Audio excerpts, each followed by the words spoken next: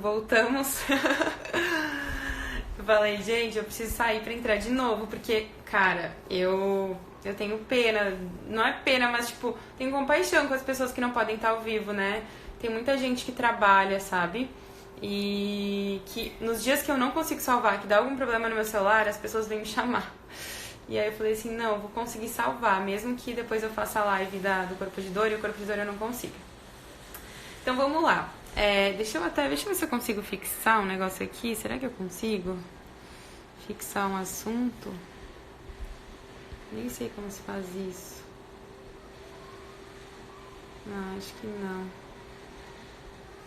Depois eu vou dar uma olhada como faço, porque eu queria muito...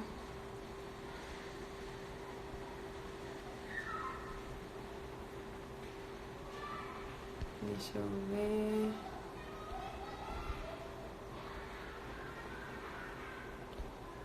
não sei como fazer. Queria colocar um assunto fixo aqui, mas tudo bem. Vamos lá então. O que eu quero explicar pra vocês em relação ao corpo de dor, né? O que é o corpo de dor? O corpo de dor ele é um termo utilizado pelo Eckhart Tolle. Não sei se vocês conhecem, ele é bem famoso, né? Ele escreveu O Poder do Agora, né? Que foi um best-seller assim, nesse ano de 2018, 2019. Ele escreveu esse livro aqui, ó, Despertar de uma Nova Consciência, que pra mim foi um dos livros que mudou minha vida, assim, até nesse meu perfil do Consciência de Amar. Acho que nos primeiros posts que eu fiz lá no ano passado, no início do ano passado, eu publiquei ele, porque ele foi como um início do meu despertar, assim, né? Eu sinto que o Eckhart Tolle, ele consegue transmitir aquilo que a gente sente de uma forma mais clara. Algumas coisas são um pouco difíceis, mas eu acho ele muito bom, muito, muito sábio, assim, né? E ele usa o termo corpo de dor para poder explicar por que a gente se alimenta dos pensamentos negativos, por que a gente não consegue sair. E o que é então o corpo de dor, né? Nós, seres humanos, nós temos a tendência a sempre ir guardando as nossas emoções. Então, aquelas feridas emocionais, como a gente está trabalhando, né? A gente trabalhou nessa série de lives, né? É justamente coisas que a gente vai guardando e que a gente não consegue dissolver, né? Todo mundo carrega essas dores no nosso campo de energia, no nosso campo energético. E esse campo energético que carrega essas dores é justamente o nosso corpo de dor. Então, ele chama assim para ele poder explicar toda a energia negativa que aconteceu em um dado momento na nossa vida e a gente não olhou, por algum motivo a gente não aceitou, a gente não conseguiu naquela hora ter a consciência para dissipar aquela energia, para deixá-la embora, né? Toda a situação que ocorreu e a gente não conseguiu trabalhar naquele momento, ter a consciência de tipo, tá, eu passei por isso, entendo, te perdoo, né? Entendo que eu tenho que passar por isso. Se eu não conseguir dissolver, vai ficar no meu corpo de dor, né? Então, com isso, a gente vai criando, é como se fosse uma sujeirinha no nosso campo eletromagnético, esse nosso campo de energia. A gente vai criando várias sujeirinhas conforme a gente vai passando por esses momentos e a gente não trabalha eles. Para vocês terem uma ideia, tipo, uma criança, por exemplo, ela não consegue muitas vezes lidar com as feridas emocionais. E isso acontece porque uma criança não tem a habilidade, às vezes, mental que nós adultos já temos, né? Hoje, a gente já tem uma certa consciência de tipo, alguém nos machucou, a gente vai olhar para aquela situação e a gente vai dizer, tá, eu te perdoo, vou tentar trabalhar isso, vou fazer uma sessão de, sei lá, vou num psicólogo. Mas uma criança, principalmente numa escola, por exemplo, quando às vezes ela sofre bullying, né? Às vezes ela sofre qualquer tipo de problema, ela muitas vezes não vai conseguir superar um trauma muito forte emocional na vida dela. E o que vai acontecer? Ela vai começar a carregar isso no corpo de dor dela. Então, cada coisinha, às vezes quando ela era criança, ela sofreu um abuso, ou a mãe dela teve conflitos com a mãe, com o pai, podia ser alcoólatra, enfim, qualquer tipo de coisa. As crianças, elas tendem a evitar essas emoções. Se vocês perceberem, elas não gostam de ficar ali na infelicidade, né? Elas querem ser felizes e elas deixam de lado, elas escondem essas emoções. E a gente fez isso durante muito tempo, né? A gente chegava do colégio, às vezes a gente sofria alguma coisa, alguém falava alguma coisa, a gente tipo, não queria falar, não queria resolver isso, né? A gente queria brincar, a gente queria se divertir. E não tá fazendo esse tipo de diálogo ali. Então, com isso, o momento da nossa vida em que a gente mais carrega, né, esse nosso corpo de dor é na nossa infância. No entanto, a gente também vai trazer essas feridas emocionais ao longo da nossa adolescência, né? Porque a gente passa por várias situações ao longo da nossa vida e tudo isso também vai trazendo. Então esse acúmulo, ele não é só quando a gente é criança, ele também é quando a gente é adulto e adolescente. E uma outra coisa que é legal trazer assim, que foi uma coisa que ele coloca no livro dele, é que os bebês, eles trazem no campo deles, né, quando os bebês vêm para o mundo, eles trazem nesse campo, quando eles vêm para o mundo, eles também trazem um corpo de dor. E muitas vezes esse corpo de dor ele não é individual, né? Ele é coletivo.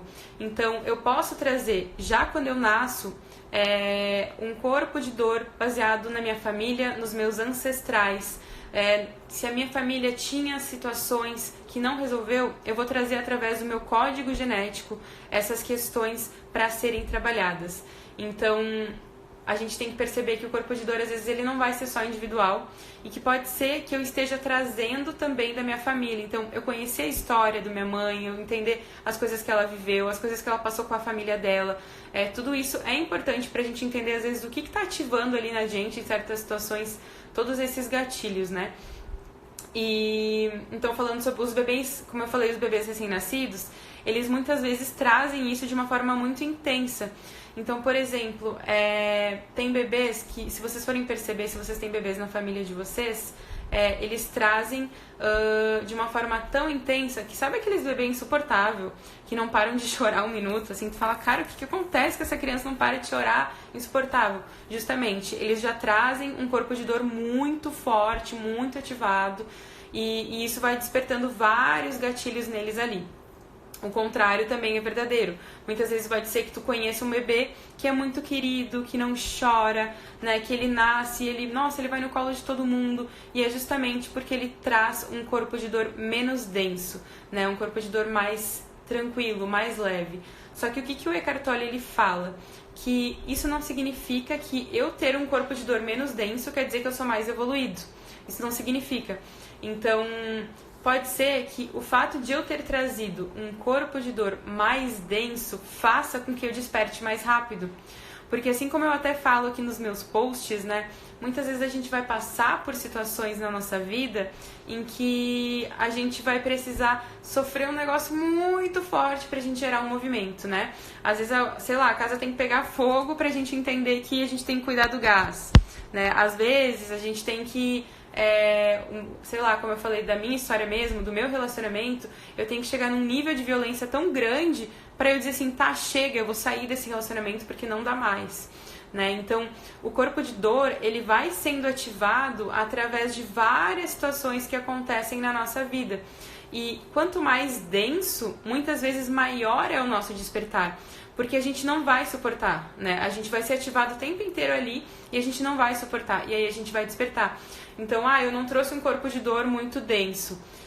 Legal, tipo, talvez tu vai sofrer, entre aspas, menos na vida, mas pode ser que você vai demorar mais tempo para conseguir despertar, para conseguir trabalhar os seus processos, porque muitas vezes a gente só consegue, através do sofrimento, ter a sinalização do que a gente precisa curar.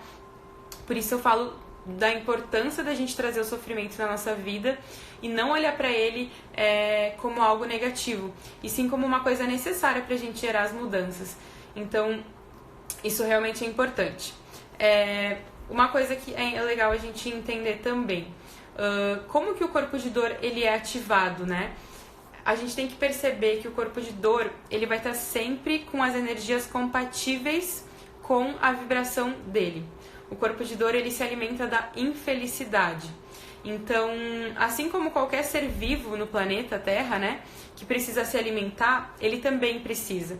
E quando ele começa a sentir esse movimento, essa vontade, ele vai usar qualquer coisa para se alimentar. Então, assim, uma briguinha no trânsito, alguém te passou na frente do teu carro, teu namorado falou uma palavra pra ti, qualquer coisa que aconteça vai fazer com que tu ative esse gatilho para que tu possa alimentar.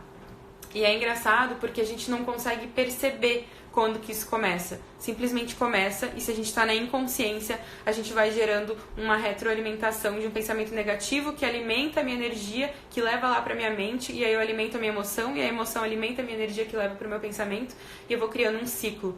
E cada vez mais eu vou me irritando e eu vou começando a falar coisas que eu não falo geralmente, e eu vou perdendo o controle. Então, é legal a gente perceber o quanto o corpo de dor ele pode controlar a nossa vida e o quanto ele pode nos aprisionar num estado de solidão, né? Porque quando eu tenho ele muito ativado, o que eu vou fazer? Como que eu vou conseguir lidar e conviver dentro de um relacionamento com uma pessoa se eu não curei, né, essas questões? Eu falo também da questão de... Eu gosto de falar também da questão de Cristo, né? Se a gente fosse olhar por que Cristo, por que Jesus, ele tá lá na cruz, né? Ele tá carregando lá a cruz, ele tá sofrendo, ele tá sangrando. O que ele tá... é como se fosse uma imagem que é muito falada e muito significante para a sociedade de hoje, né? A gente olha para Cristo e a gente diz, nossa, eu me identifico tanto com essa imagem, né? Essa imagem representa tanto para mim. E por que isso acontece? Justamente por causa da nossa afinidade, né? Porque é como se a gente estivesse olhando para Cristo e percebendo o quanto o nosso corpo de dor se alimenta disso. É uma identificação de uma forma muito inconsciente. É como se fosse um reconhecimento de que nós temos isso também. Então, não é por acaso, né? E como o nosso corpo de dor ele é curado, ele é criado, né? O nosso corpo de dor ele vem através das nossas emoções e ele tem uma inteligência muito primitiva. Então, não sei se vocês sabem quais são os 7 corpos sutis que a gente tem aqui, né, no nosso corpo, mas ele é alimentado através do corpo mental inferior. O que é o corpo mental inferior? É aquele corpo mais primitivo. Então, é aquele corpo que ele é muito baseado na sobrevivência, né? Toda vez que eu tô passando por uma situação de ameaça da minha sobrevivência, então alguém fala alguma coisa pra mim e eu me sinto desprotegida, eu vou ativar esse corpo mental inferior, que está muito relacionado com o nosso instinto de luta ou fuga. Eu já falei aqui algumas vezes de que quando alguém nos tira do sério, a gente perde controle, a gente perde a cabeça e a gente começa a simplesmente enlouquecer. A gente vai levar o sangue para as nossas mãos e a gente vai ter vontade de bater naquela pessoa, ou a gente vai levar o sangue para as nossas pernas e a gente vai ter vontade de agredir ou de fugir, né? Então, essa questão da sobrevivência é ativada muito forte pelo corpo de dor. O corpo de dor ele é essa coisa primitiva. E como eu falei, assim como qualquer forma no mundo, ele vai se alimentar dessa energia porque ele é viciado em infelicidade. Então, qualquer sensação dura da vida, uma pequena frustraçãozinha, sei lá, eu queria que acontecesse isso, veio meu X lá totalmente diferente daquilo que eu queria, eu já vou ativar meu corpo de dor, porque ele não precisa de nada, ele precisa de um fiozinho para ele poder ser ativado e para ele poder gerar uma situação, às vezes até grande, uma tempestade no copo d'água para eu conseguir ativar ele. O corpo de dor ele cresce através dos nossos pensamentos negativos e com os conflitos nos nossos relacionamentos, né? Como eu falei. Então, quando a infelicidade assume o controle, é como se a gente perdesse o controle dos nossos 5 sentidos, né? Ele tem esse poder de gerar essa desestruturação dentro da gente. E muitas vezes parece que quando a gente está dentro dessa infelicidade inconsciente, é como se a gente quisesse se alimentar cada vez mais disso. E aí aquela pessoa que está do nosso lado, a gente acaba chamando ela junto para aquela infelicidade. Então, por exemplo, eu tô triste, sei lá, acabei meu relacionamento, o que acontece? Eu simplesmente coloco mais uma música para me afundar ainda mais no buraco. E se aquela pessoa não tá me dando atenção, eu começo a projetar a minha infelicidade para aquela pessoa trazer cada vez mais aquele sentimento de infelicidade para mim. É muito louco isso, né? A gente pensar que a gente quer se retroalimentar de uma coisa que tá nos fazendo mal, né? Mas é justamente isso que acontece, é isso que ele faz com a gente. Então, é interessante a gente observar como o corpo de dor ele se alimenta. E falando um pouquinho da questão dos pensamentos, né, e da energia e da vibração, que eu queria trazer um pouquinho essa questão, tudo que existe ao nosso redor a energia, esse móvel, a cadeira, esse celular, né, tudo que temos ao redor da gente, tudo que está aqui é energia. Só que cada coisa vibra numa frequência. Então, a cama vai ter uma frequência, o celular vai ter outra. Cada coisa que existe ao nosso redor vai ter